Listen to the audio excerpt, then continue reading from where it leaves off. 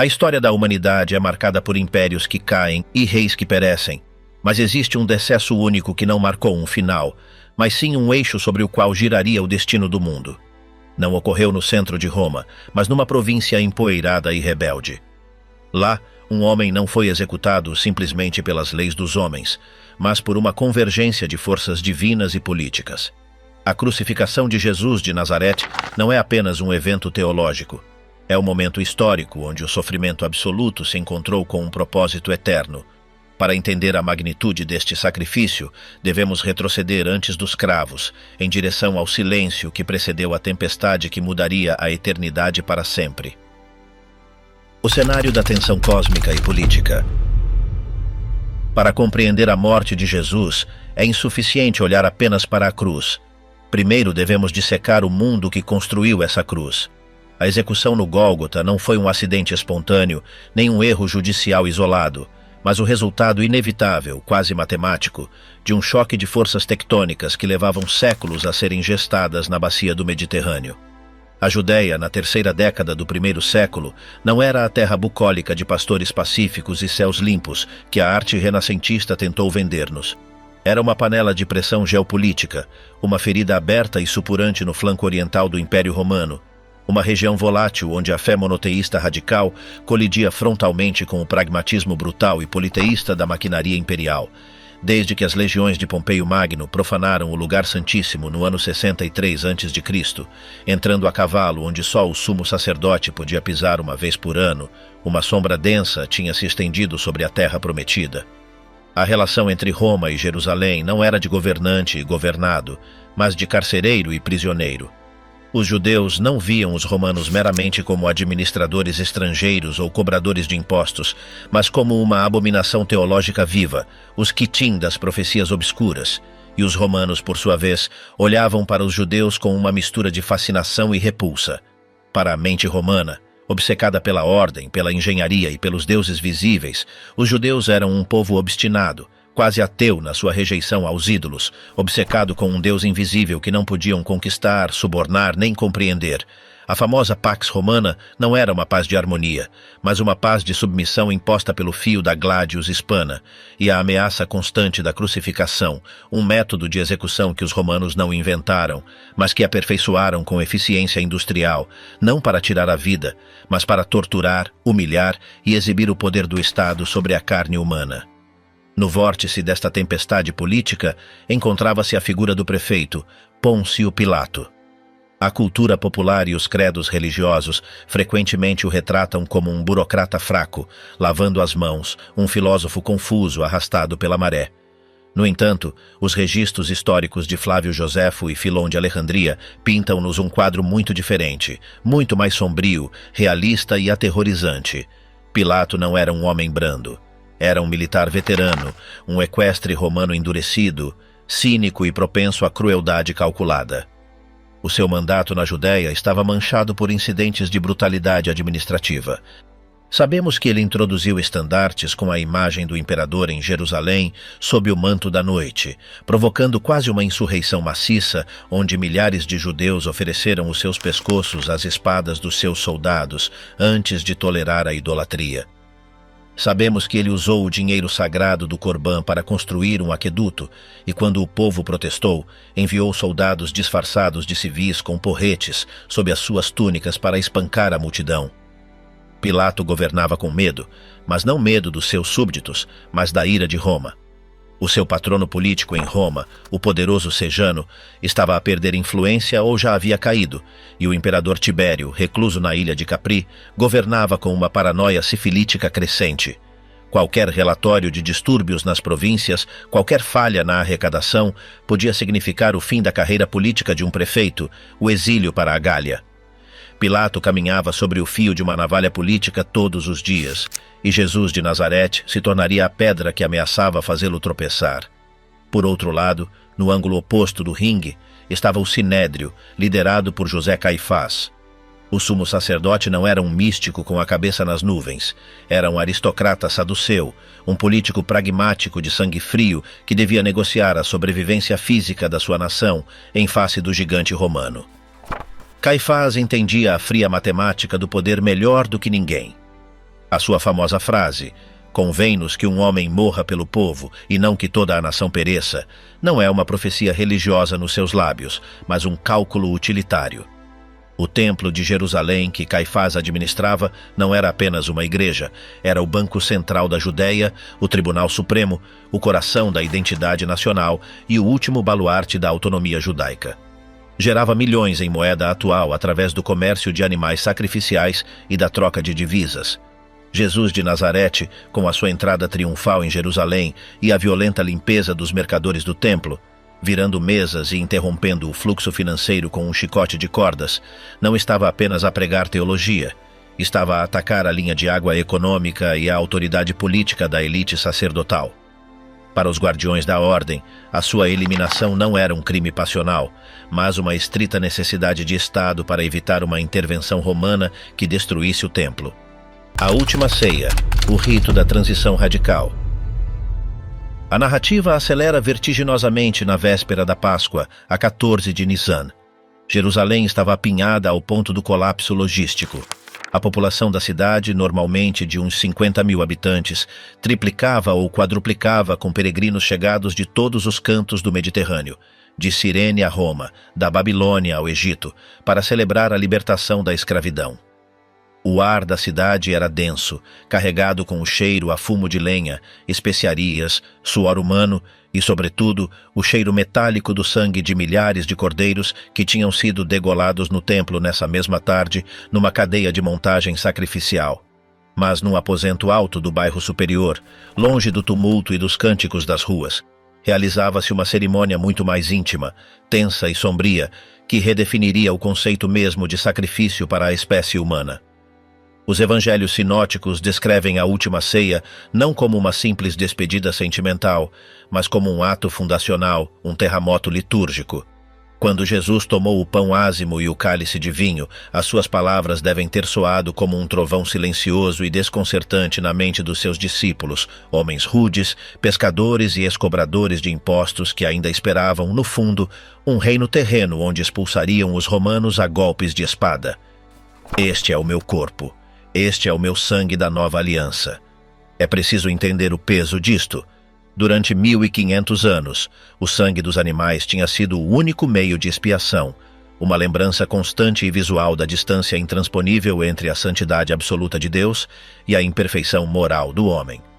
Milhões de litros de sangue animal tinham corrido pelos altares, mas Jesus, nesse momento, estava a declarar que o sistema de sombras, o antigo aparato religioso, estava a chegar ao seu fim operacional. Ele mesmo seria o Cordeiro. Estava com plena consciência e vontade a assinar a sua própria sentença e a transformá-la num pacto eterno. Não estava a ser arrastado para o fim. Estava a orquestrá-lo como uma liturgia. Juan, o discípulo amado no seu relato, adiciona uma dimensão de humildade radical que contrasta violentamente com a ambição humana, o lava-pés.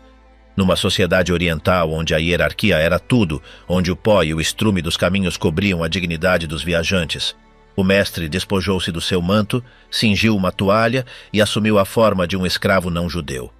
O som da água caindo na bacia deve ter sido ensurdecedor no silêncio incômodo da sala. Mas a beleza do momento estava manchada por uma escuridão tangível presente na divisão. Uma sombra com nome: Judas Iscariote. A figura de Judas tem fascinado e horrorizado a psicologia e a teologia durante 2 milênios. O que leva um homem a vender o seu mentor, o seu amigo, o seu Deus? Foi a simples avareza? Foi a desilusão política de um zelote ao ver que Jesus não iniciava a guerra santa contra Roma? A teoria mais trágica sugere que Judas tentava forçar a mão de Jesus, colocando-o numa situação impossível para o obrigar a manifestar o seu poder divino e destruir os inimigos. Seja qual for o motivo, o preço é insultante: 30 peças de prata. Na lei antiga do Êxodo, esse era o preço de compensação estipulado por um escravo morto acidentalmente por um boi. A mensagem dos sumos sacerdotes ao fixar esse preço era clara e devastadora. Para eles, o Messias de Israel não valia mais do que um escravo descartável, um acidente administrativo. Quando Judas saiu do aposento após receber o bocado, o Evangelho de Juan acrescenta um detalhe assustador, puramente cinematográfico na sua brevidade: e era noite. Não se referia apenas à ausência de fotões do sol, era a noite da alma humana. A luz do mundo estava prestes a ser extinta pela traição de um dos seus. Jesus, sabendo com precisão sobrenatural que o traidor tinha posto em marcha as engrenagens irreversíveis da sua prisão, não fugiu. Cantou um hino e caminhou voluntariamente em direção à escuridão exterior. Getsemane, a batalha fisiológica e o terror absoluto. Se a última ceia foi a preparação teológica e mental, o horto do Getsemane foi o colapso físico, emocional e biológico. Situado ao pé do Monte das Oliveiras, atravessando a torrente do Cedron, este jardim de lagares de azeite converteu-se no cenário de uma agonia que a ciência médica moderna analisou com assombro clínico. Aqui, a natureza humana de Jesus manifesta-se com uma crueza que desafia qualquer idealização romântica ou pictórica. Os textos descrevem que a sua angústia foi tal que o seu suor era como grandes gotas de sangue que caíam até a terra. Durante séculos, durante o iluminismo e a ascensão do racionalismo, os críticos desvalorizaram isto como uma lenda piedosa ou uma hipérbole literária. No entanto, a medicina forense contemporânea e a dermatologia reconhecem este fenômeno como hematidrose ou hemoidrose. Esta é uma condição clínica extremamente rara, documentada na história médica apenas sob níveis de estresse, físico ou psicológico insuportáveis. O que acontece fisiologicamente? A ansiedade severa provoca que o cérebro ative o sistema nervoso simpático ao máximo, inundando o corpo com substâncias químicas como a adrenalina e o cortisol em quantidades massivas e tóxicas. Isto provoca uma vasoconstrição extrema, seguida de uma vasodilatação rápida, que rompe os capilares finos que alimentam as glândulas sudoríparas. O sangue se filtra, se mistura com o suor e brota pelos poros da pele. Isto revela-nos uma verdade devastadora sobre o estado de Jesus nesse momento. Não estava a caminhar para a sua execução com a indiferença estoica de um filósofo grego como Sócrates, nem com o transe desconectado de um fanático religioso. Estava aterrorizado. O seu corpo, a sua biologia de mamífero, reagia ao horror iminente com uma rejeição celular. A pele, agora sensível e extremamente frágil devido a esta condição, ficaria muito mais suscetível, quase em carne viva, à dor dos golpes que viriam depois. Na solidão desses olivais antigos, cujas raízes retorcidas pareciam imitar a sua dor interna, Jesus enfrentou a tentação final, mais forte que a do deserto, a tentação da fuga. Poderia ter escapado para o deserto da Judéia em questão de minutos. Conhecia o terreno. Era noite. Poderia ter desaparecido. A sua oração, Pai, se é possível, afasta de mim este cálice, é talvez a declaração mais honesta da história humana. O cálice, na tradição profética do Antigo Testamento, não era uma bebida literal. Simbolizava a ira divina acumulada contra a maldade. Jesus não temia apenas a tortura física dos romanos, o metal e o osso. Temia a ruptura espiritual, o isolamento absoluto de carregar com a escuridão tóxica do mundo, uma separação do seu pai que nunca tinha experimentado. Mas a vitória cósmica não foi ganha quando ressuscitou, nem sequer na cruz, mas ali, na terra úmida, quando sussurrou entre arquejos: "Contudo, não se faça a minha vontade, mas a tua." Foi o triunfo supremo da vontade consciente sobre o instinto de conservação biológica. A prisão, a traição e a violência. A calma tensa e sobrenatural do horto quebrou-se violentamente. O silêncio foi rasgado pelo ruído de botas, o choque de metais e o resplendor alaranjado e crepitante das tochas que serpenteavam subindo do vale. Não vieram apenas alguns oficiais. Os textos e o contexto histórico sugerem uma força considerável, uma coorte juntamente com a guarda do templo, todos armados com espadas e porretes, guiados por Judas. A desproporção era absurda. Um exército para prender um carpinteiro desarmado. O contraste visual deve ter sido chocante. A serenidade do jardim sagrado violada pela força bruta do Estado e da religião institucionalizada. A traição consumou-se com um ato de intimidade pervertida que gela o sangue. Na cultura do Médio Oriente, o beijo não é trivial. É uma saudação sagrada de respeito, de igualdade e irmandade entre rabinos e discípulos. Judas tomou este símbolo supremo de amor e confiança e converteu-o numa arma, uma ferramenta tática de sinalização para identificar a sua presa na escuridão dos olivais. "Salve, mestre", disse, e beijou-o efusivamente. A resposta de Jesus: "Com um beijo entregas o Filho do Homem", Não foi um grito de ira, mas uma pergunta carregada de uma tristeza profunda, insondável, que cortava mais do que qualquer espada de aço. O caos irrompeu brevemente. Pedro, impulsivo, leal, mas desesperado, desembainhou uma espada curta e desferiu um golpe desajeitado, mas letal, cortando a orelha de Malco, o servo pessoal do sumo sacerdote. O sangue salpicou. Este momento é crucial para entender a natureza de Jesus. No meio do perigo mortal, com a adrenalina disparada, o sistema de ameaça ativado e a morte a respirar-lhe na nuca, Jesus deteve a escalada de violência. Mete a tua espada no seu lugar, porque todos os que pegarem na espada, pela espada perecerão. E num último ato de misericórdia, antes que as suas mãos fossem atadas com cordas ásperas, tocou na ferida do seu inimigo e curou-o. Mesmo à beira do abismo, recusou-se a tornar-se o Messias guerreiro e violento que os seus amigos esperavam. Mas a compaixão não foi recíproca. Os discípulos, aqueles que horas antes haviam jurado lealdade até ao fim e bebido do seu cálice, foram devorados pelo pânico instintivo. O medo é contagioso. Fugiram entre as sombras dos olivais, perdendo-se na noite, deixando o seu mestre absolutamente sozinho.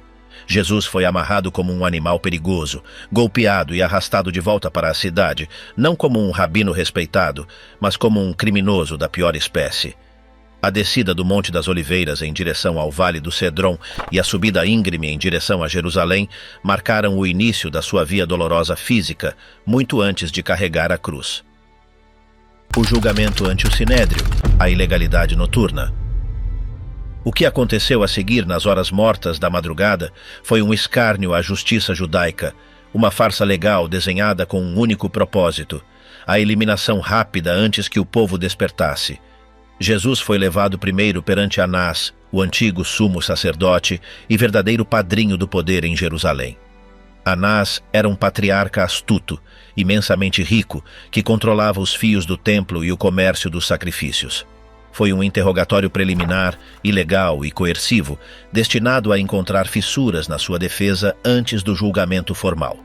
Posteriormente, foi transferido através dos pátios de pedra fria para a casa de Caifás, onde o Sinédrio, o conselho de 71 anciãos, se havia reunido de urgência, algo inaudito. Segundo a lei rabínica e a tradição da Mishnah, um julgamento capital tinha regras estritas desenhadas para proteger o acusado. Não podia ser celebrado de noite, não podia ser realizado durante uma festividade, a sentença não podia ser ditada no mesmo dia do julgamento, e o acusado não podia ser condenado apenas pela sua própria confissão. Nessa noite, impulsionados pelo medo e pelo ódio, os juízes de Israel quebraram todas e cada uma das suas próprias regras sagradas. O julgamento foi um caos de testemunhos falsos comprados que se contradiziam entre si. Este disse que destruiria o templo. Balbuciavam. A frustração crescia entre os líderes. Jesus, magoado e amarrado, permanecia num silêncio desconcertante, quase real. Não se defendia, não argumentava legalismos, não suplicava clemência. O seu silêncio era um espelho polido onde se refletia a corrupção moral dos seus juízes. Finalmente, Caifás, exasperado e necessitando de uma confissão clara para justificar a condenação perante o povo e perante si mesmo, pôs-se de pé e lançou a pergunta definitiva, conjurando-o pelo Deus vivente: És tu o Cristo, o Filho do Bendito? A resposta de Jesus selou o seu destino e partiu a história religiosa em duas. Eu sou, respondeu utilizando o ego eimi, uma alusão ao nome divino revelado a Moisés, e acrescentou a profecia de Daniel: E vereis o Filho do Homem sentado à direita do poder de Deus, e vindo nas nuvens do céu. Foi uma declaração de divindade inequívoca, direta e absoluta. Caifás rasgou as suas vestes, um gesto teatral obrigatório de horror perante a blasfêmia, mas também um sinal oculto de triunfo político interno. Já o tinha. Blasfemou! Que mais necessidade temos de testemunhas? O tribunal condenou-o unanimemente. Mas havia um obstáculo técnico insuperável. Sob a ocupação romana, o Sinédrio tinha perdido urius gladi, o direito a executar a pena capital. Podiam excomungar, chicotear, mas não podiam aplicar a pena de morte legalmente. Para ver Jesus enterrado, teriam que convencer Roma de que este pregador rural não era apenas um herege judeu, mas uma ameaça política para o César. A noite terminou com o primeiro ciclo de abusos físicos desenfreados. Os guardas do templo, ao verem Jesus condenado e desprotegido, já não o viram como um homem. Deram largas ao seu sadismo acumulado, cuspiram-lhe na cara, cobrindo-o de imundície, vendaram-lhe os olhos e começaram um jogo cruel de a galinha cega, batendo-lhe com os punhos e zombando da sua profecia. Profetiza-nos, Cristo. Quem é que te bateu? A dignidade do homem foi desmantelada sistematicamente. O rosto que, segundo a fé cristã, tinha contemplado a glória eterna antes da fundação do mundo, estava agora inchado, amoratado e coberto de escarros e sangue. O sol começava a despontar sobre as colinas de Jerusalém, banhando de luz dourada o templo. A Sexta-feira Santa tinha chegado. A maquinaria religiosa tinha feito a sua parte suja. Agora, Jesus devia ser entregue ao monstro burocrático de Roma. Enquanto a cidade despertava para celebrar a liberdade da Páscoa e sacrificar os seus cordeiros, o único homem verdadeiramente livre estava acorrentado, esperando ser levado perante Pilato para enfrentar o julgamento final do mundo. O pretório, o choque de dois mundos. Quando o sol se levantou sobre Jerusalém naquela sexta-feira, não iluminou um dia qualquer, mas o cenário da injustiça mais complexa e estratificada da história legal. Pensamos frequentemente na justiça como um ideal cego e equitativo, representado por uma balança, mas no mundo antigo, a lei era simplesmente uma ferramenta do poder, uma extensão da vontade do mais forte. O que estava prestes a acontecer no palácio do governador não era um julgamento justo, era uma transação política de alto nível. A inocência de um homem converteu-se na moeda de troca para comprar a estabilidade de uma província. Jesus de Nazaré tinha sobrevivido à traição do seu amigo íntimo e ao ódio visceral da sua religião, mas agora devia enfrentar algo muito mais frio, impessoal e letal: a burocracia eficiente do Império Romano. Aqui, no pavimento de pedra do pretório, a teologia hebraica chocar-se-ia violentamente contra o pragmatismo latino. Era cedo, provavelmente por volta das 6 da manhã, quando a procissão do Sinédrio, arrastando um Jesus maltratado, chegou às portas da fortaleza Antonia, a residência oficial de Pôncio Pilato quando estava em Jerusalém. Aqui ocorre o primeiro conflito cultural absurdo. Os líderes judeus, os mesmos que traziam um homem para que fosse executado, recusaram-se a entrar no recinto pagão. Segundo o Evangelho de Juan, entrar na casa de um gentio deixá-los-ia ritualmente impuros para comer a ceia da Páscoa nessa noite. A ironia é devastadora e quase cômica. Estavam dispostos a cometer um crime judicial mediante falso testemunho, mas não a pisar solo estrangeiro por medo de se mancharem ritualmente. Priorizavam a pureza cerimonial sobre a pureza moral. Pilato, o representante do homem mais poderoso da terra, o César Tibério, viu-se obrigado a sair para o pátio para atendê-los. Este detalhe não é menor, estabelece o tom de irritação de toda a interação. Pilato odiava Jerusalém, odiava as suas superstições e odiava que o acordassem para resolver disputas religiosas. Quando perguntou com desdém: "Que acusação trazeis contra este homem?", esperava um cargo legal romano concreto: homicídio, roubo, evasão de impostos. O Sinédrio sabia perfeitamente que a acusação de blasfêmia não significava nada para um romano politeísta que adorava um panteão de deuses e um imperador divinizado. Se dissessem a Pilato que Jesus se cria Deus, Pilato teria rido ou tê-los-ia posto a pontapés para fora. Por isso, com uma astúcia diabólica, mudaram a narrativa. A acusação religiosa metamorfoseou-se numa acusação política letal, desenhada especificamente para ativar os alarmes de segurança nacional romana. Encontramos este homem pervertendo a nação e proibindo dar tributo a César, dizendo que ele mesmo é Cristo, um rei. A palavra rei foi o detonador nuclear. No léxico romano, rex era uma palavra perigosa, carregada de história de guerras civis. Só o César era o soberano absoluto, o dominus. Qualquer outra reivindicação de realeza sem a permissão expressa do Senado era, por definição estrita, crimen laesae maiestatis, alta traição castigada com a pena capital. Pilato, que até esse momento olhava com desdém o assunto como uma briga de rabinos, agora tinha que atuar. A maquinaria imperial tinha se ativado. Não podia ignorar um rival potencial do César sem pôr a sua própria cabeça em jogo. O interrogatório, a filosofia face à espada. Pilato fez Jesus entrar no pretório, longe da multidão que gritava, para a intimidade fresca e sombreada da sala de audiências. Aqui ocorre um dos diálogos mais fascinantes e estranhos da história universal. Um governador romano, envolvido na púrpura do seu cargo, rodeado de insígnias militares, com o poder da vida e da morte num estalar dos seus dedos, frente a um carpinteiro galileu, espancado, sujo, com o rosto inchado e as mãos atadas. "És tu o rei dos judeus?" perguntou Pilato. O seu tom provavelmente oscilava entre a incredulidade e a curiosidade. Não procurava teologia, procurava insurreição. Procurava exércitos, esconderijos de armas, mapas de conspiração, fundos rebeldes. Olhava para Jesus e não via um guerreiro, via um despojo. A resposta de Jesus desarmou a lógica política binária de Pilato. "O meu reino não é deste mundo. Se o meu reino fosse deste mundo, os meus servidores lutariam para que eu não fosse entregue. Mas o meu reino não é daqui." Pela primeira vez na sua carreira, Pilato encontrou-se perante algo que não podia classificar nos seus arquivos mentais. Estava acostumado a lidar com rebeldes violentos, fanáticos religiosos, sicários e ladrões. Entendia a cobiça, a ambição, a violência. Mas este homem não queria o trono da Judéia. Não queria expulsar as legiões. Falava de um reino de verdade.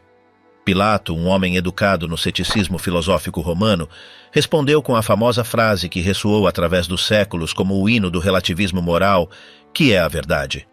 Para um político romano pragmático, a verdade não era um conceito abstrato. A verdade era o que ditava o mais forte, o que servia ao império, o que era conveniente. Ao não encontrar ameaça militar, ao ver que este homem era um filósofo inofensivo e não um caudilho, Pilato chegou à sua primeira conclusão legal firme e anunciou-a à multidão: nenhum delito encontro nele. O interlúdio de Herodes, o silêncio de Deus. Procurando desesperadamente uma saída diplomática para não condenar um inocente nem enfurecer o sinédrio, Pilato descobriu um tecnicismo geográfico. Jesus era galileu.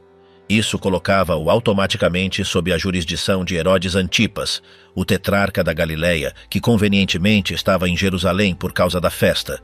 Pilato enviou Jesus a Herodes, passando a responsabilidade política a outro. Herodes Antipas era uma personagem radicalmente distinta de Pilato. Frívolo, supersticioso, hedonista e moralmente corrupto. Era o homem que tinha decapitado a Juan el Bautista, o primo de Jesus, no meio de uma festa de bebedeira pelo capricho de uma bailarina. Ao ver Jesus, alegrou-se, mas não por piedade nem interesse espiritual, mas por curiosidade mórbida. Tinha ouvido falar dos milagres. Esperava ver um truque de magia, um milagre ao vivo para o seu entretenimento pessoal, como quem olha para um ilusionista na corte. Herodes bombardeou Jesus com perguntas. Os sacerdotes e escribas que tinham seguido a procissão acusavam-no aos gritos com veemência. Mas Jesus fez algo extraordinário, algo que requer uma força interior titânica. Não disse absolutamente nada, nem uma única palavra. Perante Pilato tinha falado porque Pilato, embora cínico, procurava entender os factos. Perante Herodes, que só procurava espetáculo e zombaria, Jesus guardou um silêncio absoluto e estrondoso. Esse silêncio foi um julgamento divino contra o rei fantoche. Foi um desprezo total pela sua autoridade moral. Herodes, humilhado pela falta de resposta e sentindo-se ignorado por este prisioneiro esfarrapado, desprezou Jesus. Juntamente com os seus soldados, vestiram-no com uma roupa esplêndida, zombando da sua suposta realeza, e devolveram-no a Pilato. A situação estava de novo em mãos romanas. Barrabás, o plebiscito do mal. Pilato, frustrado pelo regresso do prisioneiro, tentou uma última manobra política mestra, apelando diretamente ao povo para passar por cima dos sacerdotes. Utilizou o costume da amnistia pascal, onde o governador libertava um preso à escolha popular. Ofereceu ao povo uma escolha binária, dramática e clara: Jesus de Nazarete, o mestre curador, ou Jesus Barrabás. A figura de Barrabás é crucial e frequentemente mal interpretada. Os evangelhos descrevem-no como um bandido, mas este termo era o que os romanos usavam para os revolucionários guerrilheiros e terroristas. Barrabás não era um simples carteirista, era um insurreto famoso, um líder da resistência que tinha cometido homicídio durante uma revolta recente na cidade. Em certo sentido irônico, Barrabás era exatamente o Messias que o povo queria, um lutador violento que eliminava romanos. Jesus de Nazarete era o Messias que necessitavam, mas que não queriam. Um salvador espiritual que falava de amar os inimigos. A multidão, manipulada habilmente pelos sumos sacerdotes que se moviam entre as pessoas sussurrando slogans, gritou o seu veredito. Foi a primeira eleição democrática registrada na história do cristianismo e a humanidade elegeu o homicida. Solta-nos, Barrabás. Pilato, encurralado e visivelmente perturbado, perguntou: que farei então de Jesus, chamado o Cristo? A resposta foi um rugido uníssono, primitivo e aterrador que ainda ressoa na consciência ocidental. Crucifica-o! Pilato, querendo aplacar a turba sedenta de sangue sem acabar necessariamente com a vida de Jesus, ou talvez esperando ingenuamente que um castigo menor, mas brutal, fosse suficiente para satisfazê-los, ordenou a flagelação. Castigá-lo-ei, pois, e soltá-lo-ei. Aqui, a história deixa de ser um drama legal e entra no seu capítulo mais escuro, sangrento e fisiologicamente horrendo. A flagelação, anatomia de um suplício. É imperativo deter-nos aqui e dissecar o horror. Lemos frequentemente nos textos antigos a frase "e havendo-o açoitado", e passamos a página rapidamente. Mas para entender o preço do sacrifício, devemos entender a biologia do flagrum. A flagelação romana não era um simples castigo corporal corretivo, era uma forma de morte a meio caminho, um procedimento calculado para deixar a vítima à beira do colapso sistêmico sem acabar com ela. Ainda, ao contrário da lei judaica, que limitava os açoites a 40-1 por misericórdia, a lei romana não tinha limite. Os carrascos, chamados lictores, paravam apenas quando o centurião encarregado via que o prisioneiro entrava em falha cardíaca iminente ou quando se cansavam. Jesus foi despojado das suas vestes e as suas mãos foram atadas no alto a uma coluna ou poste baixo, forçando as suas costas a curvarem-se e a tensionar a pele sobre a caixa torácica. O instrumento utilizado foi o infame flagrum taxilatum. Consistia num cabo curto de madeira, do qual partiam várias tiras de couro trançado. Mas a verdadeira maldade do design residia nas pontas. Nas extremidades atavam-se bolas de chumbo e pedaços afiados de osso de ovelha ou ganchos de metal. A sequência do trauma foi devastadora. O impacto inicial. As bolas de chumbo batiam na pele, causando contusões profundas e hematomas imediatos. Os capilares sob a epiderme rebentavam, criando bolsas de sangue subcutâneo. O corte. Ao puxar o chicote para trás com um movimento de pulso perito, os ossos e ganchos de metal cravavam-se na pele inchada e a dilaceravam. Os primeiros golpes cortaram a epiderme e a derme. A aprofundação. À medida que a tortura rítmica continuava, o chicote chegava ao tecido subcutâneo e muscular. Os músculos das costas, dos ombros e das pernas começaram a rasgar-se. O horror anatômico. Os médicos forenses que estudaram o Santo Sudário de Turim e os relatos históricos concluem que a flagelação continuada teria convertido as costas de Jesus numa massa irreconhecível de tecido sangrante, expondo possivelmente costelas e parte da estrutura vertebral. O efeito fisiológico em Jesus foi imediato e catastrófico. Entrou num estado de choque hipovolêmico precoce. O seu corpo perdeu uma quantidade massiva de sangue e fluidos intersticiais. O seu coração começou a bombear furiosamente para tentar levar o pouco sangue restante ao cérebro e órgãos vitais. A sua pressão arterial caiu a pique. Os seus rins deixaram de filtrar urina para conservar líquidos. Uma sede intensa e desesperada, sinal clássico do choque, começou a consumi-lo. A flagelação não buscava apenas causar dor, buscava desumanizar. Convertia um homem digno num pedaço de carne trêmula. E Jesus suportou isto, absorvendo a ira de um império na sua própria pele, provavelmente à beira da inconsciência. A coroa e o manto, a paródia do reino. Se a flagelação destruiu a sua estrutura física, o que se seguiu foi uma tentativa deliberada de destruir a sua mente e a sua identidade psicológica. Jesus foi levado para o pátio interior do pretório, onde toda a corte se reuniu. Estavam entediados, cheios de adrenalina, e viram neste rei judeu uma oportunidade para entretenimento sádico. Aqui se dá a coroação de escárnio, uma inversão satânica da cerimônia imperial. O manto. Lançaram-lhe por cima uma clame de escarlate ou púrpura, provavelmente uma capa velha e suja de um oficial. O tecido áspero de lã deve ter se aderido instantaneamente às feridas abertas e coaguladas das suas costas. Como quem arranca uma ligadura seca de uma queimadura, cada vez que lhe mexiam no manto, as feridas voltavam a sangrar, renovando a dor aguda. A coroa. A iconografia europeia costuma pintar um anel ordenado e quase elegante de espinhos, mas os estudos botânicos da região de Jerusalém sugerem que usaram ramos de Ziziphus spina Christi, um arbusto do deserto com espinhos longos, rígidos e duros como pregos de aço. Não foi um anel delicado, mas sim um capacete ou gorro de ramos entrelaçados que foi esmagado com golpes sobre a sua cabeça. O couro cabeludo é uma das zonas mais vascularizadas do corpo humano. Os espinhos perfuraram a pele, chegando até ao periósteo do crânio, provocando uma hemorragia profusa que banhou o seu rosto, cegando-o parcialmente com sangue. O cetro. Puseram-lhe uma cana na mão direita como cetro real. Depois, tiraram-lhe para lhe baterem na cabeça com ela, cravando ainda mais os espinhos nos nervos trigêmeos. "Saudações, rei dos judeus!" As risadas de centenas de homens ressoavam no pátio. Cuspes, bofetadas, genuflexões zombeteiras. O rei do universo estava a ser tratado como o bobo de um circo macabro. Esse homo, a sentença final. Pilatos, talvez pensando ingenuamente que a visão deste homem destroçado acalmaria a sede de sangue da multidão e provocaria pena, voltou a levar Jesus para a varanda de pedra. Eis o homem. A imagem deve ter sido aterradora. Um ser humano que mal se aguentava em pé, coberto de sangue da cabeça aos pés, coroado de espinhos, tremendo visivelmente pelo frio do choque traumático. Pilatos apelava à humanidade da multidão, mas subestimou o ódio teológico. Crucifica-o! Crucifica-o! Perante a hesitação de Pilatos, os líderes religiosos jogaram a sua última carta, a carta política definitiva, o xeque-mate. Se soltas este homem, não és amigo de César.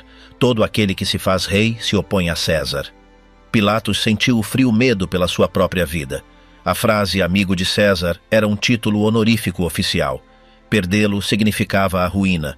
Se o denunciassem a Roma por proteger um rival do imperador, estava acabado.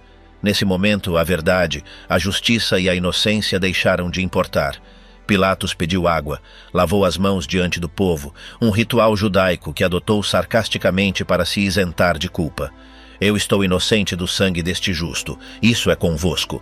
E o povo respondeu com a sentença coletiva que perseguiria a sua nação por séculos na história ocidental. O seu sangue caia sobre nós e sobre os nossos filhos. Pilatos soltou Barrabás e entregou Jesus à vontade deles. A sentença oficial foi ditada, ibis ad crucem. Via dolorosa, o peso da humanidade. A tradição chama a este trajeto a Via Dolorosa, mas para os romanos era simplesmente o procedimento padrão de humilhação pública. O condenado devia carregar a sua própria cruz para o local da execução. No entanto, a evidência histórica corrige a imagem popular. Jesus não carregou a cruz completa, mas sim o patibulum, a trave horizontal de madeira, que pesava entre 35 e 50 quilogramas. Para um homem saudável e bem alimentado, 40 quilos é uma carga pesada, mas manejável. Para um homem em estado de choque hipovolêmico severo, com as costas rasgadas até ao músculo e sem ter dormido, comido nem bebido água em quase 24 horas, era uma sentença final antes da execução. Cada passo era uma vitória impossível da vontade sobre o colapso biológico. O peso da madeira áspera sobre as feridas abertas dos ombros causava uma dor lacerante, pressionando os nervos danificados e reabrindo as hemorragias. O colapso era inevitável. Jesus caiu. Não foi um tropeção. Foi o corpo a render-se à gravidade e à falta de oxigênio. Estando as suas mãos amarradas ao madeiro sobre os seus ombros, não pôde amortecer a queda. O seu rosto bateu contra as pedras sujas de Jerusalém. Os soldados romanos, temendo que o prisioneiro falecesse antes de chegar ao local do espetáculo, tomaram uma decisão pragmática. Lançaram mão de um transeunte que vinha do campo, Simão de Cirene. Simão é uma personagem fascinante. Não era um voluntário, era um homem forçado pela espada imperial, provavelmente um judeu da diáspora que tinha poupado toda a sua vida para aquela Páscoa. Num instante, a sua peregrinação sagrada transformou-se num pesadelo de sangue e contacto com um criminoso impuro. Mas aqui reside um paradoxo profundo. O homem que não queria ter nada a ver com a cruz acabou por ser o único ser humano que ajudou fisicamente Deus a carregar o peso do mundo. Foi o primeiro ato de discipulado real. Tomar a cruz. Gólgota, o teatro da morte. A procissão saiu das muralhas da cidade, atravessando a porta do jardim, em direção a um monte de rocha calcária abandonado, uma antiga pedreira conhecida em aramaico como Gólgota e em latim como Calvário, lugar da caveira. A localização não era casual. Roma crucificava perto dos caminhos principais para maximizar o terror publicitário. A crucificação era um cartaz publicitário do Estado. Isto é o que acontece quando desafias Roma. Chegaram por volta das 9 da manhã. Antes dos pregos, foi oferecida a Jesus uma mistura de vinho com mirra ou fel. Era um narcótico primitivo, um ato de misericórdia tradicional das mulheres ricas de Jerusalém para toldar os sentidos e amortecer a dor dos condenados. Jesus provou, reconheceu o que era e rejeitou-o. Por quê? A teologia sugere que ele queria manter a sua consciência intacta até ao fim. Não queria morrer drogado nem sedado. Queria enfrentar a morte com a mente clara, bebendo o cálice do sofrimento até ao fundo, sem atalhos. A anatomia do horror clínico. Chegamos agora ao epicentro da brutalidade romana. Se a flagelação foi o prólogo sangrento, o que acontece no Gólgota é a obra-prima da crueldade humana. Jesus chega ao local de execução, conhecido como o lugar da caveira, mas aqui a narrativa romântica para e começa o horror forense. Jesus é despojado violentamente das suas roupas pela segunda vez. É preciso visualizar isto. A túnica, colada às feridas abertas das suas costas pelo sangue seco e o soro coagulado, não desliza suavemente. É arrancada. O efeito é idêntico a remover uma ligadura seca de uma queimadura grave, mas em todo o corpo. O sangue volta a fluir, os tecidos são rasgados novamente e as terminações nervosas ficam expostas ao ar carregado de pó e moscas. Jesus é atirado de costas ao chão. As suas costas em carne viva chocam contra a madeira áspera do patibulum, a trave horizontal da cruz. Sabias que a arte mentiu durante séculos sobre este momento? Durante centenas de anos, os pintores renascentistas desenharam os pregos a atravessar as palmas das mãos de Jesus. Mas a ciência moderna e a arqueologia revelam-nos uma verdade muito mais sinistra. Se tivessem cravado as palmas, o peso do corpo teria rasgado os músculos lumbricais e a pele. Jesus teria caído da cruz em questão de minutos. Os romanos não cometiam erros de engenharia. Eles aperfeiçoaram a morte. Sabiam que o prego devia entrar no pulso, especificamente num ponto anatômico conhecido como o espaço de Destote, localizado entre os ossos do carpo e o rádio. É um lugar estruturalmente sólido, um nó de ossos e ligamentos capaz de sustentar o peso de um homem agonizante indefinidamente. O carrasco, um legionário especialista em anatomia prática, pega num prego de ferro forjado. Não são pregos lisos industriais, são pontas quadradas, oxidadas, toscas, de uns 13 a 18 centímetros de comprimento. O martelo levanta-se e cai. Aqui começa o horror neurológico. Ao atravessar o espaço de Destote, o prego inevitavelmente esmaga ou corta o nervo mediano. Este não é um nervo menor, é um dos principais cabos de comunicação do sistema nervoso humano. Já sentiste alguma vez essa descarga elétrica quando bates no cotovelo, no osso da risada? Multiplica essa sensação por 1000. Agora imagina que essa descarga não para. A medicina descreve esta dor como causalgia. É uma dor ardente, um fogo líquido que viaja desde a mão, percorre o braço, chega ao ombro e explode no cérebro como um raio contínuo. É uma dor tão intensa que pode provocar o desmaio por choque neurogênico. Ao danificar este nervo, produz-se uma reação motora imediata. Os polegares de Jesus contraem-se violentamente e fecham-se em direção à palma da mão. É uma garra espasmódica permanente. Uma vez que ambos os pulsos estão fixados, começa a manobra de elevação. A trave com a vítima cravada nela é içada por meio de cordas até encaixar no poste vertical que já estava plantado na terra. E aqui ocorre o primeiro trauma estrutural massivo. Quando a trave cai no entalhe do poste, o corpo de Jesus desce bruscamente, detido apenas pelos pregos nos seus pulsos. A força da gravidade faz o seu trabalho cruel. Os médicos estimam que, neste momento, os ombros de Jesus provavelmente se deslocaram, tirando a cabeça do úmero da sua cavidade. Os seus braços esticaram-se pelo menos 15 centímetros mais do que o seu comprimento normal. Agora é um corpo partido, pendurado numa posição antinatural. Finalmente, os pés. Para cravá-los, os soldados tiveram de flexionar os seus joelhos e girar as suas pernas. Um único prego massivo atravessou ambos os peitos dos pés, cortando os nervos plantares profundos. Agora, Jesus é uma figura suspensa entre o céu e a terra, um mapa de dor vivente. Mas o pior não é a dor dos pregos. A verdadeira máquina de extermínio da cruz é invisível. A dança da morte. Há um mito popular que diz que as vítimas da crucificação morriam por perda de sangue. Isso é falso. A crucificação é, em essência, uma morte lenta e torturante por asfixia mecânica. Analisemos a biomecânica da posição. Com os braços estendidos em forma de I e o peso do corpo puxando para baixo, a caixa torácica de Jesus encontra-se em uma posição de expansão máxima. Os músculos intercostais e peitorais estão esticados até o limite. Isso cria um paradoxo fisiológico aterrador. Jesus pode inalar com relativa facilidade, mas não pode exalar. Seus pulmões se enchem de ar, mas a posição de seus braços bloqueia a saída. O ar fica preso. Para sobreviver, para expelir esse ar viciado e tomar uma nova lufada, Jesus deve realizar um esforço ativo, sobre-humano, contra a gravidade. É aqui que começa o que os legistas chamam de a dança da morte. Para exalar, Jesus tem que fazer o seguinte: deve empurrar todo o seu peso para cima, apoiando-se no prego que atravessa seus pés. Isso envia um choque de dor insuportável através dos nervos plantares destroçados. Simultaneamente, deve flexionar os cotovelos e fazer uma barra, puxando os pregos em seus pulsos. Isso reativa o fogo da causalgia no nervo mediano, enviando choques elétricos para o seu crânio. Ao se elevar alguns centímetros, a tensão no peito diminui momentaneamente, permitindo-lhe exalar o dióxido de carbono e tomar uma rápida lufada de oxigênio. Mas o esgotamento muscular é imediato. Não pode se sustentar. Seu corpo cai novamente, ficando pendurado pelos pulsos, e o ciclo de asfixia começa outra vez. Imagine fazer isso uma vez. Agora imagine fazer isso 1000 vezes. Mas há um detalhe sádico que muitas vezes esquecemos. Lembre-se de suas costas. Essas costas que foram transformadas em carne moída pelo flagrum romano algumas horas antes.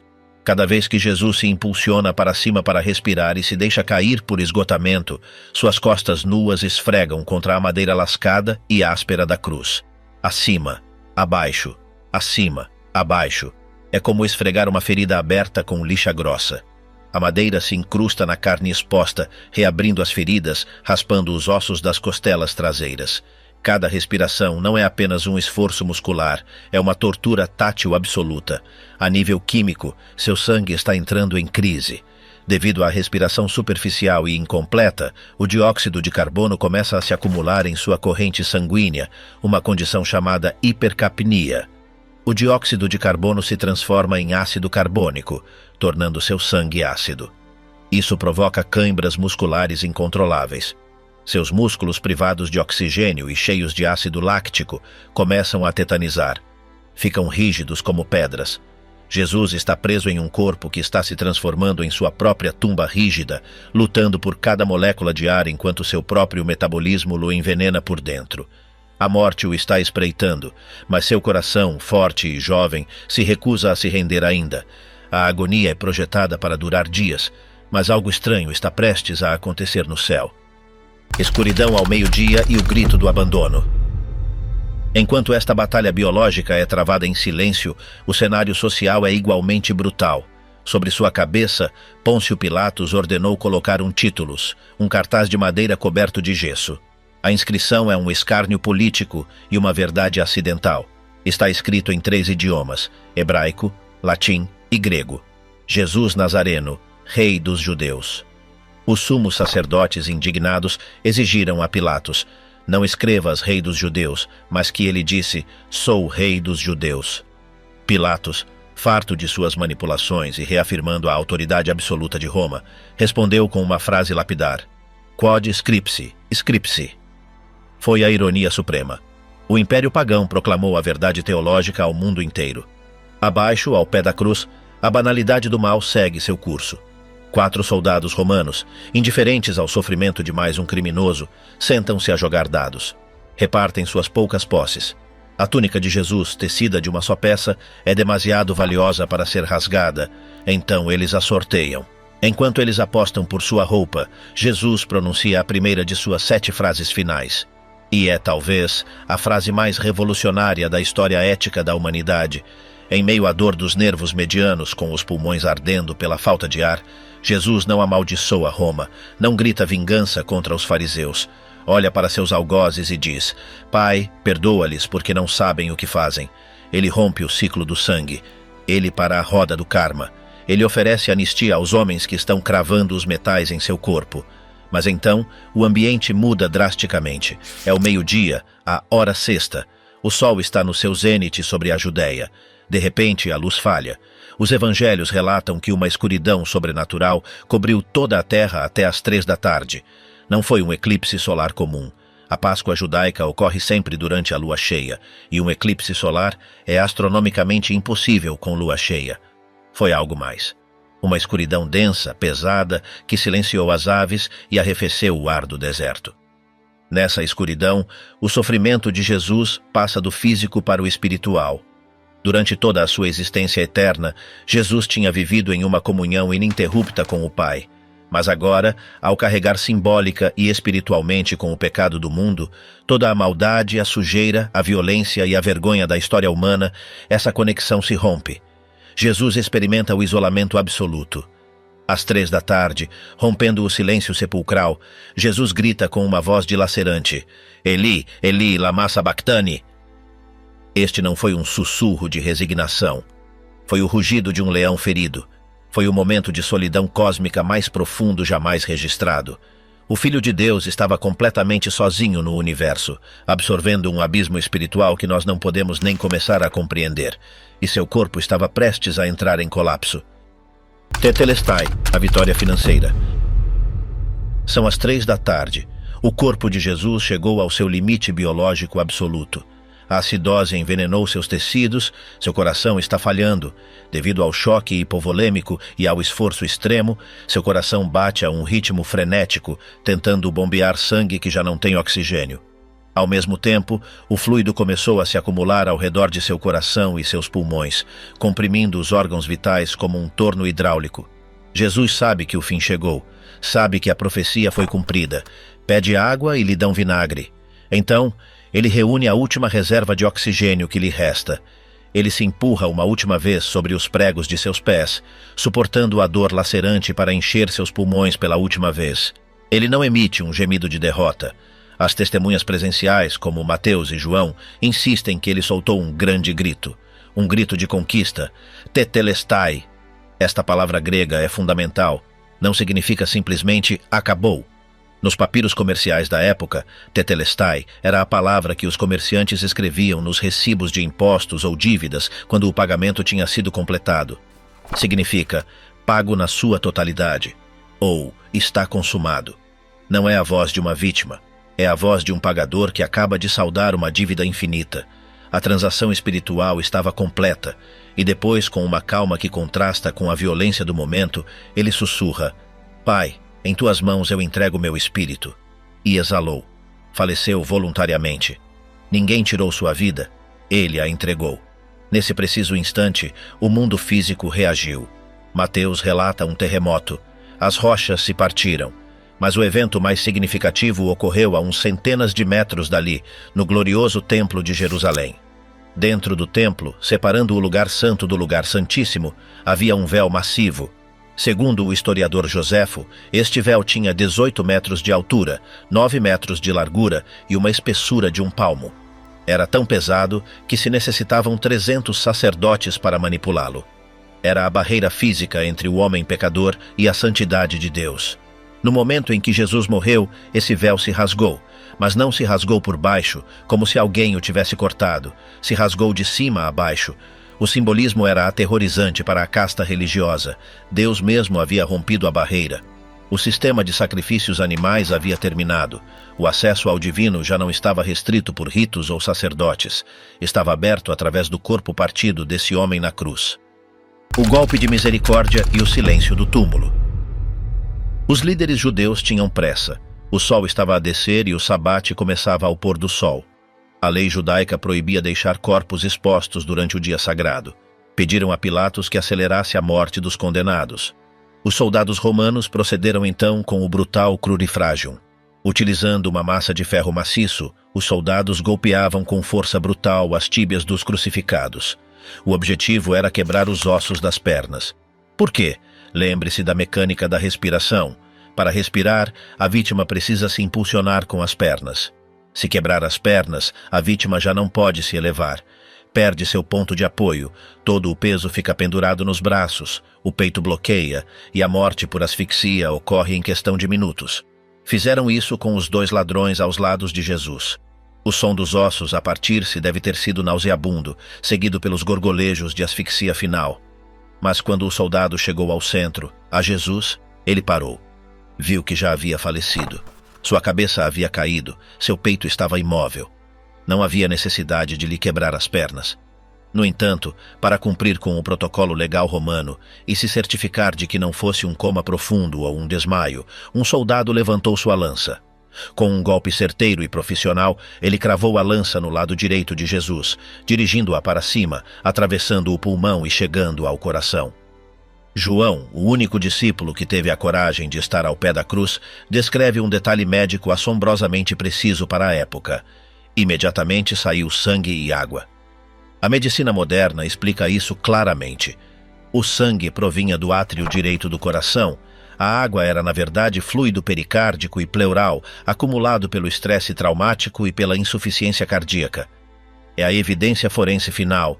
Jesus não só morreu asfixiado, morreu literalmente e medicamente com o coração partido. Mas a história não termina com um cadáver no lixo. Normalmente os crucificados eram atirados para uma fossa comum, o Dina, para serem devorados por cães selvagens. Era parte do castigo, negar-lhes um enterro honroso. Mas aqui acontece algo inesperado.